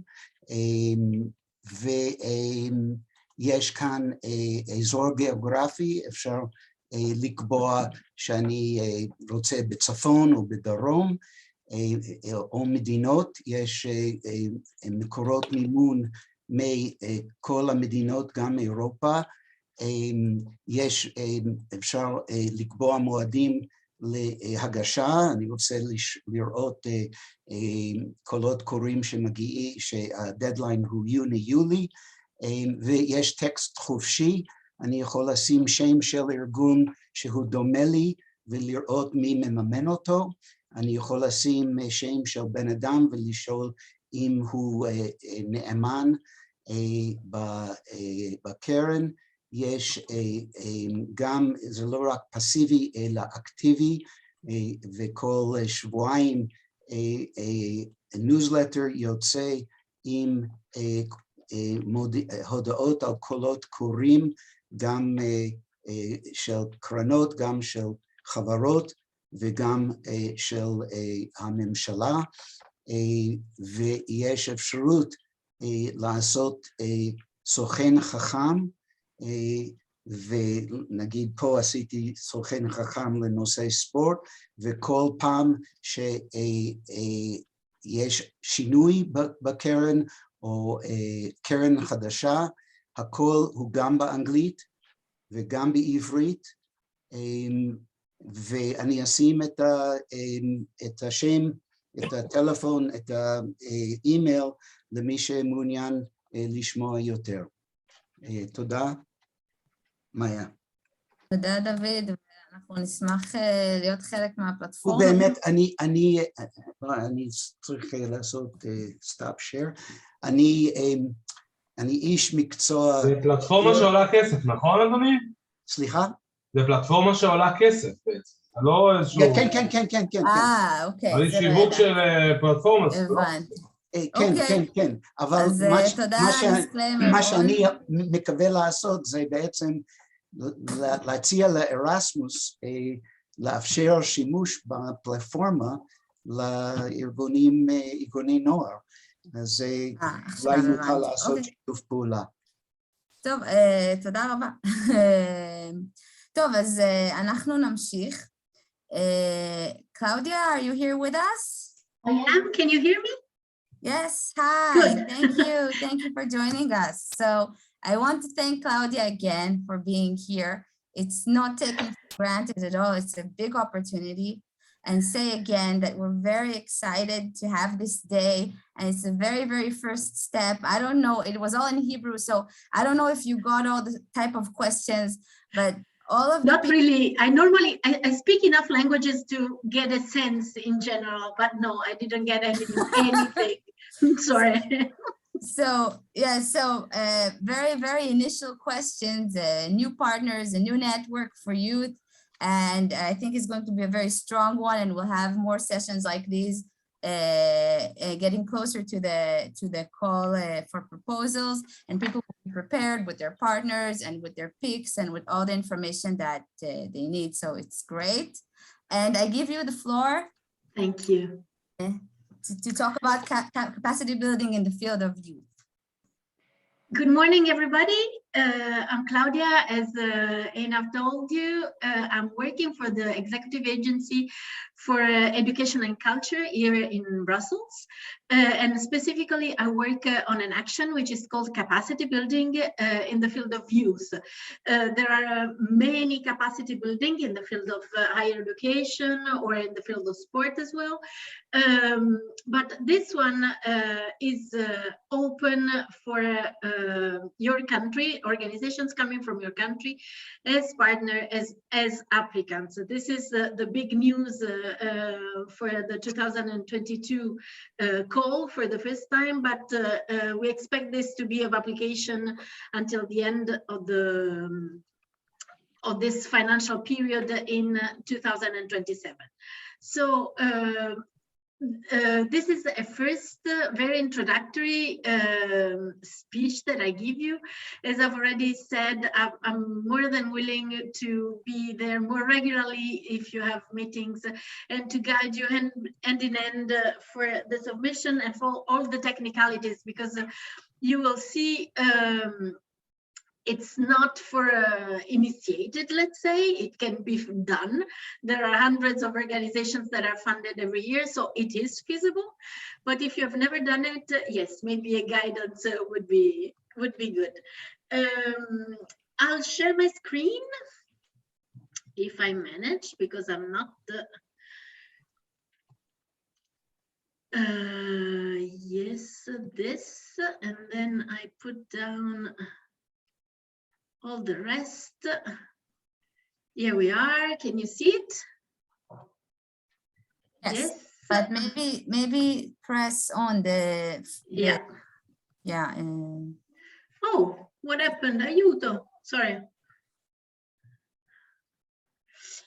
I knew this would have been the toughest part of the thing. Yes. So this is it. This is it. And then the other part, sorry, here. Perfect. Done. Yes. So, capacity building. We see it with your notes. With my notes, it's not a secret. Notes can be there. Okay. I don't see my notes either, so it's just a bit smaller, but just unshare your screen and then share the screen of presentation again. Then you can. Okay. And new share. You're sharing. Stop sharing. Okay, normally I'm not that useless, but this morning I had complications, so I'm using 3 different things at the same time. Try again. Claudina, try again. 1, 2. Share. And then choose the presentation mode and not the... Yes. Ah, perfect. Is it better? Good. Yes. Next. Okay, capacity building in the field of youth is in the frame of the bigger program, which is Erasmus Plus 2021-2027. The whole program has 4 guidelines: inclusion and diversity, green, digital, and participation. This means that whatever action which is embedded in the program should respect, find a link, give visibility, support, have as an objective one of these priorities. It's not difficult because these priorities are the top ones in all countries, in the whole world, and are all very high in the organization's agendas as well. The Erasmus Plus program is divided in 3 actions. One is for mobility and individuals, one is for organizations, and this is where you find capacity building in the field of youth, and one is at another level, policy systems and let's say cooperation at the level of policy, impact at the level of policy. Being in the K Action 2, which targets organization, gives you another important information concerning the action I work with. The purpose is not individuals, is not the mobility of the youth workers, of participants, of whoever joining organizations, but the target organization. The word capacity building in the field of youth tells you that the purpose of the action is the cooperation, the exchange, the mutual feeding between organizations from different countries, in your case, from countries which are associated to the program, like EU countries, and from countries not associated to the program, but still eligible, which is Israel, as all the SMED countries, so the South Mediterranean countries, and the Western Balkans ones. Next. Here you have an overview of all the actions that are open to partner countries. And as I told you, capacity building is open to partner countries from Region 1, Western Balkans, and Region 3, South Mediterranean countries, as applicants and as partners. This is the information concerning the deadlines in 2022. The deadlines for 2023 are not available yet.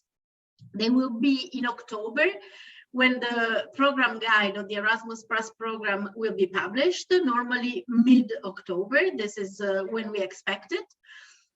But we tend to keep more or less the same time of the year. So it will be, again, beginning of April for the 2023, which gives you some time, even before the publication of the call, to build on the idea you want to work with, look for a partnership, and then once the call will be published, you will have all the information and all the documents available. For your information, the documents will probably be exactly the same as the 2022. I'm not sure you can still create a draft of the 2022 application as the deadline is closed. It was on the 7th of April, and now the selection is ongoing. But whoever sent already an application for 2022 can already think about how to build the new one on the basis of the documents already available for this year. Key action 2, as I told you, cooperation among organizations and institutions. The big picture, of course, is to create, to modernize and strengthen the organizations involved. And this is done not with a top-down approach, but with a bottom-up approach. So between organizations working with young people. The idea is that we are not supporting just activities which have a start and an end, but we're supporting the exchange of the good practice between organizations so that organizations are empowered, and this impact on organizations should be long-lasting. I won't spend a lot of time on these details. I've already given enough the presentation. You have these recordings. So all this information are information that you can find on the Erasmus Plus program guide. If I can tell you, it's a huge 400 pages book. But don't be scared, because the relevant part is 15 pages. It's structure, organized, there are references. So the part of the action is the part you need to know and you need to understand. So if there's something that is not clear enough, you can write at the end of the presentation. You will have our address for the functional mailbox, and you will always get an answer. The other part that is relevant is the first part, where the regions are detailed, so that you know which are the organizations that can be involved in your program. I tell you this because this 2021-2027 funding period has brought some changes compared to the previous one. Capacity building used to be open to all the organizations from all over the world. And unfortunately, this was not apparently a political priority anymore. So the action is limited for the moment to Western Balkans SMED organizations. But this brought some sort of confusion with all the previous applicants and clients, let's say, who used to be to know that all the world was eligible, and therefore don't make this mistake. If you plan to organize, to submit an application and to create a partnership to this purpose, be aware of which are the eligible countries, and everything is the specificities are written at the beginning of the guide. The program guide, so Erasmus Plus program guide, of course, as it's in a bigger even frame where there are synergies with the EU Youth Strategy 2019-2027. And I remember, if you, or maybe tell you if you don't know, that 2022 is the European Youth Year of Youth, and therefore whatever reference, whatever activity could be inscribed in this year of youth, European Year of Youth, would be really interesting. Of course, for you being potential applicants for next year, this is less relevant, but this is also to tell you how much the youth, how much youth is on the top of the agenda, of the European political agenda. Capacity building has specific objectives, which are the thematic areas that you can read here, and they go from political participation to anti-discrimination to entrepreneurial skills, actions for environment and against the climate change. All this, as you can tell, are inscribed in the four big priorities of the whole program that I talked about at the beginning.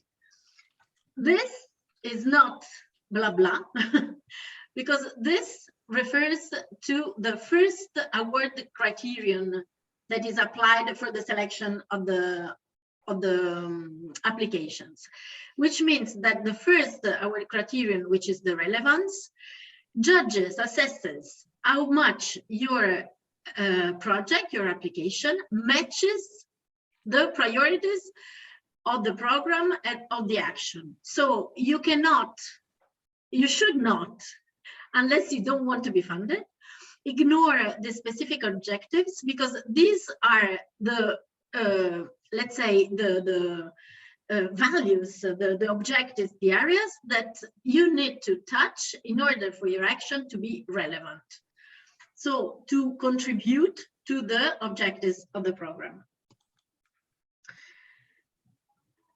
This is the details concerning the 2022 call. This is, I'm telling you this, even if it's for 2022, because I don't expect them to be different, and because I still don't have the 2023 ones. But I hope that we will have another meeting on time for you to submit for next April. We had a budget of 6.6 million divided more or less equally between Western Balkans and South Mediterranean countries. The most let's say difficult eligibility criteria to be respected, and this is the proof of reality, unfortunately, is that the consortium submitting the application needs to respect a certain criteria. First of all, it should be made of at least 4 organizations, of which 2 must be let's say organizations from partner countries, partner to the program. So the EU member states and the 5 countries that are associated to the program, Turkey, Norway, etc. This is the part that is at the beginning of the program guide. The other 2 can be 2 organizations from the same country or from 2 different countries, but these need to be organizations from countries, third countries non-associated to the program, like Israel. So if you plan to apply and you want to create a partnership, you need to know that you can be partner or applicant, and that you count, your organization already counts for one of the 2 third country association organizations coming from associated countries, from SMED or Western Balkans. You need another one, either again from Israel or from a Western Balkan country or another from South Mediterranean countries. And then you need at least 2 other organizations from program countries like EU countries. The number, this eligibility criterion, which is very clearly stated in a table, which is under the title Eligibility Criteria, you cannot be mistaken, has a second part that says that are eligible only projects where there is at least half and half organizations between partner countries and program countries, which means the number of the organizations from, let's say, EU countries, to make it clear, should not be higher than the number of the organizations from partner countries. If you have a partnership with 4 organizations from the EU member states, for example, Italy, Spain, France, and Germany, and you need at least 4 organizations from different countries, in either from Western Balkans or from South Mediterranean countries. I spent time on this because last year we had 25% of ineligible applications for this only criterion. It's such a pity for us and for you when you spend time and resources to write an application which doesn't even reach the assessment stage, because eligibility is done before the assessment. And if an application is not is considered not eligible, then it doesn't even reach the next stage. It's such a pity for you and for us. Creates so much frustrations in the potential applicants that I'd really like this to be as clear as possible. Everything is written down in the program guide.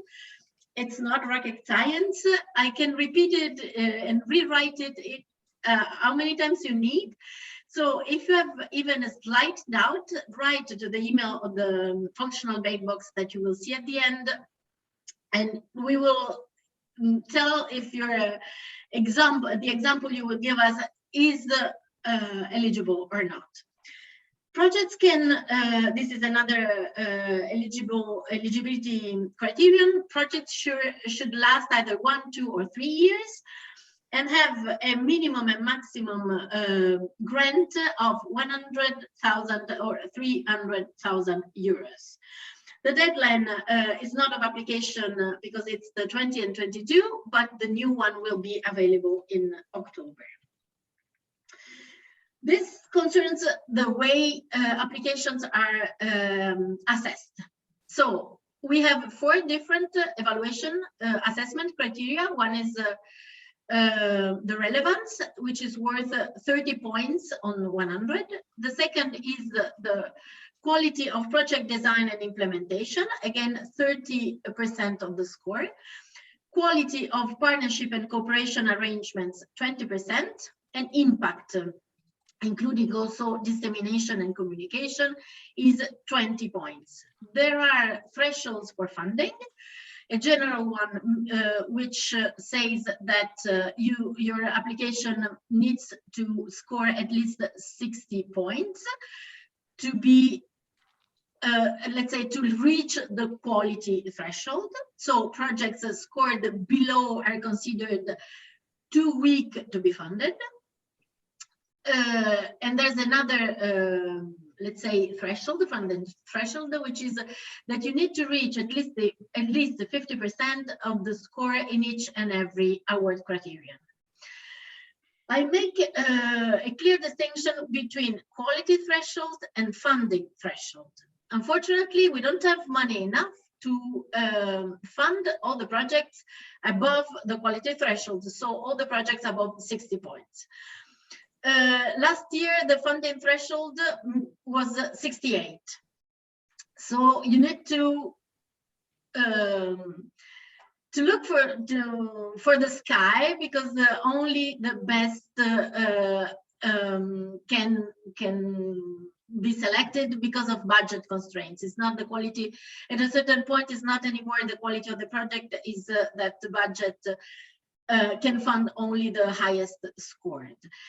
Each of these award criteria has aspects that used to be called the sub-criteria, which are clearly stated in the program guide, and that I suggest you to get very used to, to read and know, because the more you have this in mind, the more your application will be shaped around the information that experts and the evaluation committee need to have in order to select your project. Some information on how to be more to the point. Of course, you have to be relevant, as I told you. So your idea, which needs to be translated in objectives and in activities.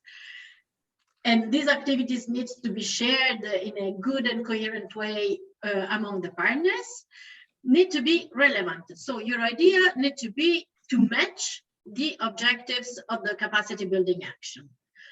Needs to be structured, coherent. You need to have an idea that is constructed in a way to be convincing to someone who doesn't know anything about your idea, and therefore need to find in your application whatever is interesting for you to be selected. So when you read one of the 1,000 times you will read the text you will write, try to do it with the eyes of someone who doesn't know. Even better, give your application to someone who has no idea of your application, and ask a feedback, a true feedback on how it's structured, how it's coherent, if there are logic holes, or everything is smooth and clear. You have a number of maximum 70 pages in the part which is an annex where you write the content of your project, and therefore you need to be concise on top of this, and you need to consider also the results after the funding period. Of course, we prefer to fund the projects who are solid enough to be continued over the end of the project, whose results are supposed to be long-lasting, then projects that are activities just linked to the funding that will not have a long-lasting impact. This is the calendar for 2022, but it's the same that we expect to have in 2023. So beginning of April 2023, the deadline. As I told you, the program guide and therefore the guidelines for the application and the the application package will be ready in mid-October, more or less. We have from April to June to evaluate and assess. Between July and September, everything is always very flexible, but at the latest in September, applicants get an information notice, which is a written letter that you find in the portal, but this is part of all the technicalities concerning the real application that I would leave for another time. The notification letter includes not only the result, you have been selected, you are in reserve, your application is rejected, but also a detailed feedback on your application, which means that if your application is not selected, you will still have the idea of the reasons why, which were the weak points that penalized your application, and you will be able to work on these ones and submit for the year after. In general, by the end of the year, all applications will be contractualized. You will sign a contract with the agency, and your activities will start the first day after of the month after the signature of the contract. I leave you here some useful links. The first one is the program guide, your legal basis, our legal basis. The second is the funding and tender portal. That is the place, the tool that embeds all the steps of the selection. You have to create the PIC, which is the recognition number for your organization. You do it there. You have to download the annexes for your application. You do it there. You have to find your partners. There's a tool there where you can either propose your organization as partner or look for other organizations and create a partnership.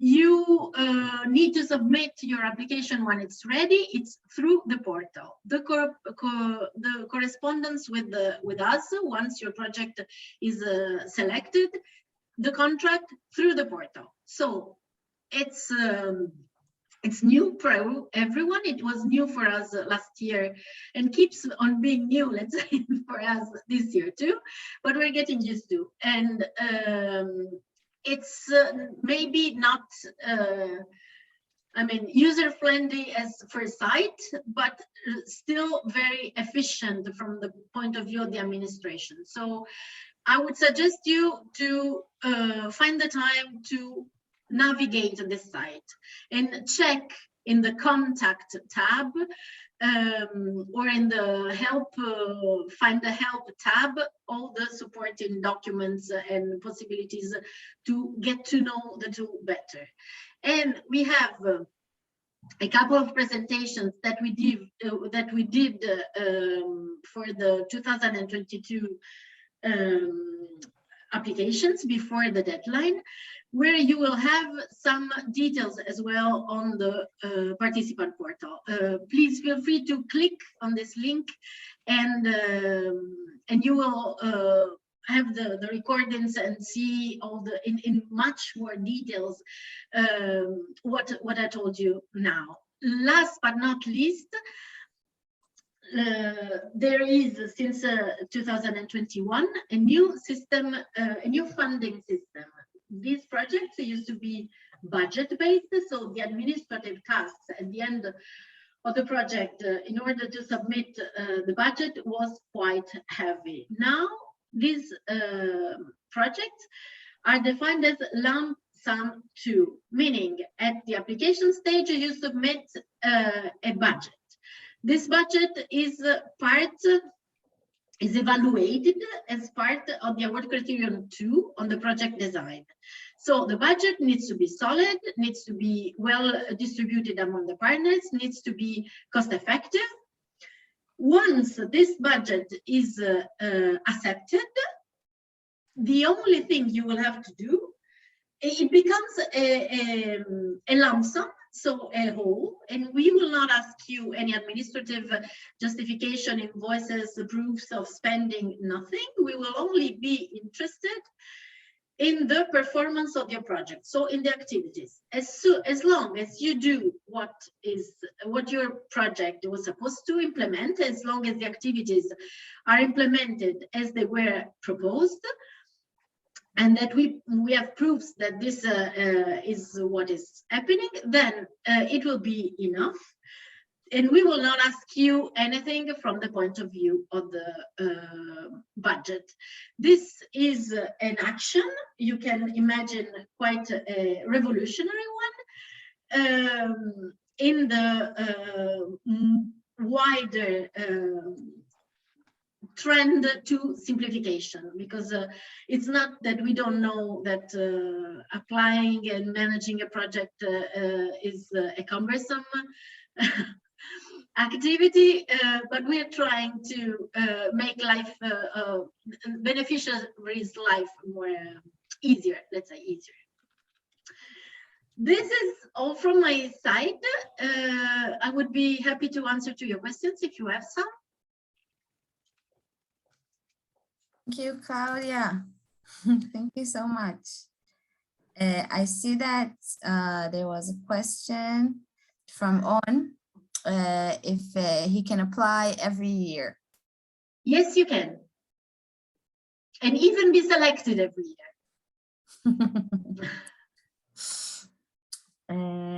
Are there any other questions for Claudia? Let me just add a thing to On. What I suggest, if you have never joined such a program, if you have never worked in this environment, what I suggest is not that you apply and therefore that you lead the project and you manage it on behalf of all the other partners. As first step to get to know how it works, it could be already interesting for you to join as partners, so that as the purpose of the action is capacity building, you build your capacity and you understand how it works, which are the constraints, which are things that can be done in a way or in another, can be done better, can be done differently. So the next year you would be stronger as an applicant in building the project. You have already passed through the whole process at least once. But this is probably a very prudent suggestion that I give in order to avoid the frustration of being applicants and not having the project selected. It's quite there's quite high competition for this project. So let's say that only 25% of the projects are selected. So keep this in mind. It might not be that your project is a bad one, but that others were better. It happens.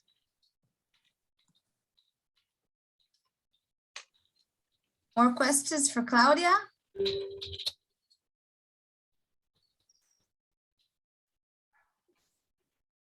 I hope this is silence of, yes, we understand everything, perfect. We're going to find our partners and start working on our projects. Claudia, I want to thank you again.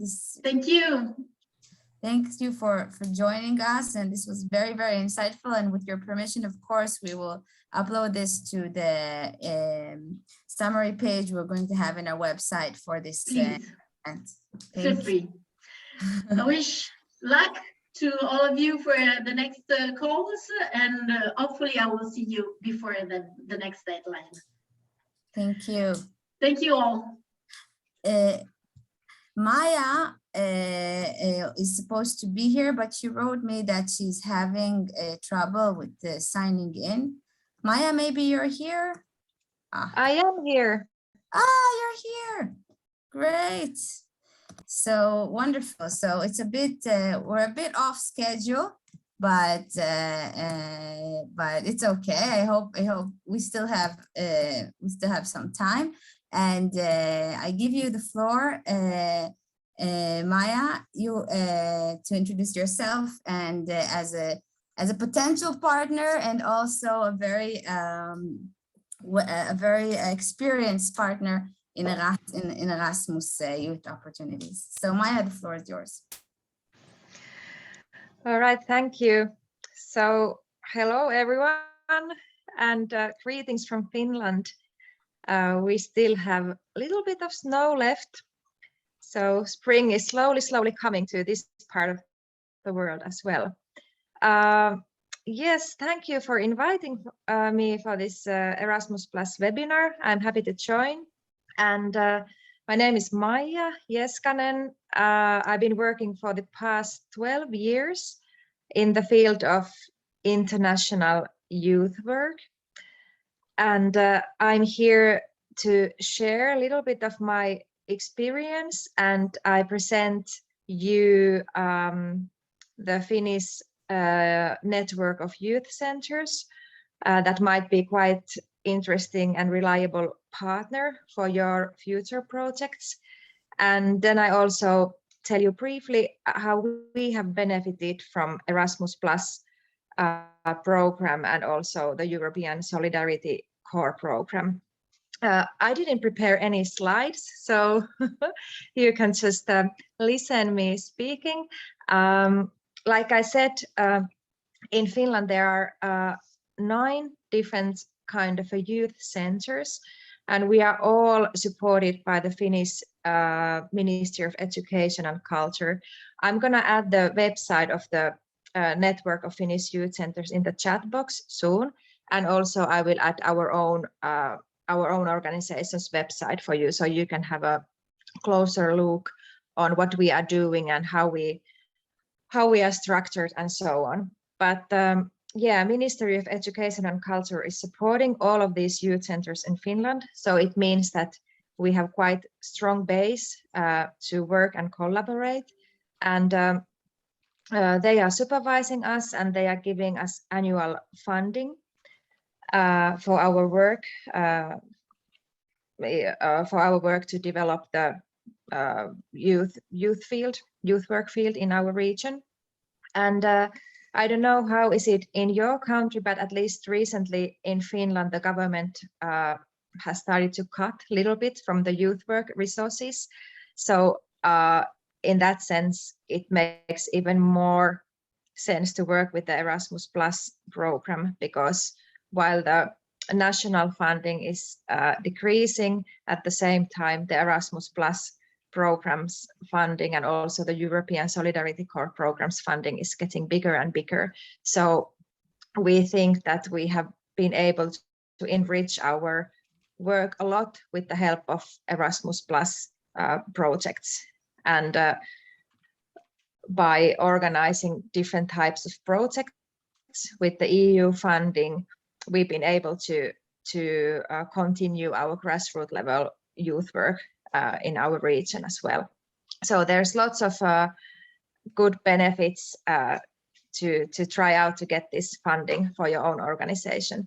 And like the previous presenter was mentioning, maybe it makes more sense to be a partner first if you haven't applied the funding before. So I want to just remind you that in Finland, if you are keen on doing any kind of a joint project with Finnish youth work organizations, we have plenty of experienced and good organizations who are able to apply those fundings for you and for your purposes, and also lots of organizations who are willing to work with Israeli organizations. So keep that in mind when you start looking for partners.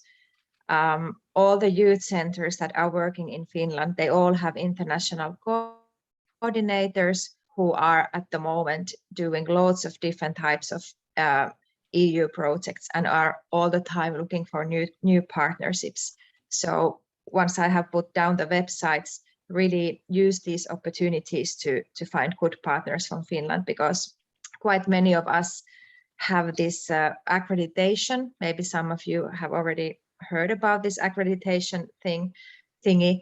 It means that we have gotten guaranteed funding for the next 7 years for our EU projects.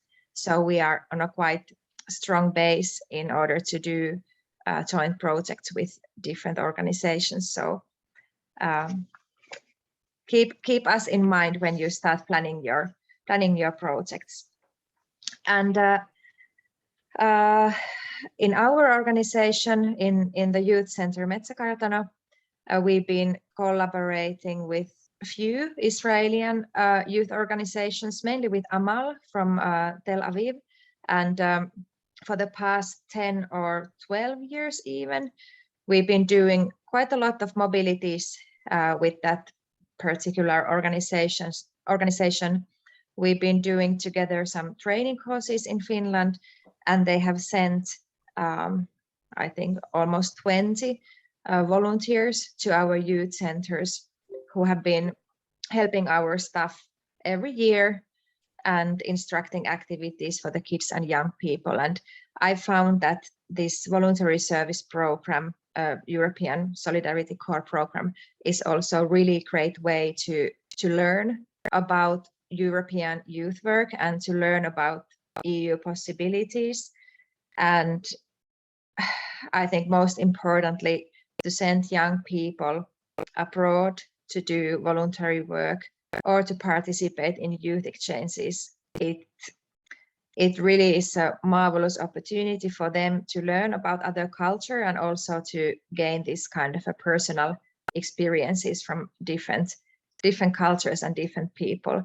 So even though sometimes I get a little bit bored with all these applications and waiting for the funding and EU bureaucracy and stuff like that, but when I see at my work when young people are really like meeting different people and they are learning so many new things that they cannot learn at school or from the books, by doing things together in new kind of surroundings, it's really rewarding, and it's kind of a cherry of my work when I see that this kind of a intercultural learning and friendships are happening. So that is like the key point of my work, why I keep doing it. And our youth center is located in the middle of the Finnish forest. We are really like in a rural area of Finland where we don't have any international people living in our municipality. We are just a bunch of Finnish people and that's all. So it's really important for young people to meet different cultures and to learn from them personally. So I think that it's so valuable to use these Erasmus Plus opportunities. Also from your side, I think it's very rewarding for your young people to come abroad and learn by doing things. So yes, I truly encourage you to start searching more about these Erasmus Plus possibilities and to get all these euros that's there available for your organization. It gives you so much more for your everyday work. And like I said, it's really like enriching your basic work when you are doing these international projects. It gives you, well, extra money, firstly. It gives you new methods, new ways of thinking, and it kind of keeps you going, because you are not ever getting ready when you are doing these projects and meeting new people. So it's very fascinating world. And in case you are, after this webinar or later, getting inspired and excited to do your own projects, you can whenever contact me or my colleagues in Finland. We are really happy to find new people to work with, and not that many organizations are actually collaborating with MEDA countries at the moment, so it would be really great opportunity for us as well. So keep us in mind and contact us if you need help or any kind of a guidance. We might have some extra time to help you and brainstorm together some kind of a future projects. Now I'm going to type those websites in the chat box, so you can learn more about our youth center and the whole network of Finnish youth centers in general. And who knows, maybe in future we are doing some things together. If you have questions or comments, feel free to ask how our Erasmus journey has been.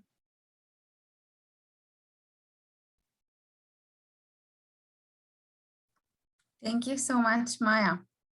I think this was very inspiring, at least for me, to hear you again, although we already met. We have some questions here in the chat, but maybe you want to introduce your questions, Kineret? Do you want to?